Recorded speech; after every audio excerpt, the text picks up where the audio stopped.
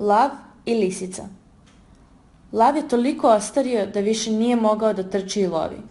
Razmišljajući o tome šta da radi, seti se da često veština i lukavstvo učine ono što sila i snaga ne mogu.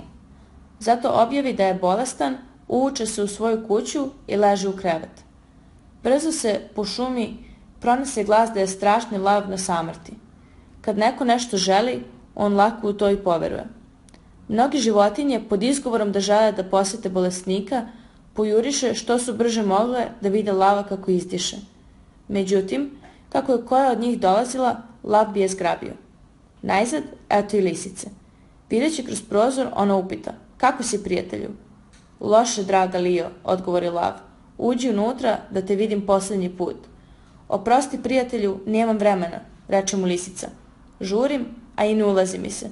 Vidim mnoge tragove koji idu ka tebi, a ni jedan od tebe."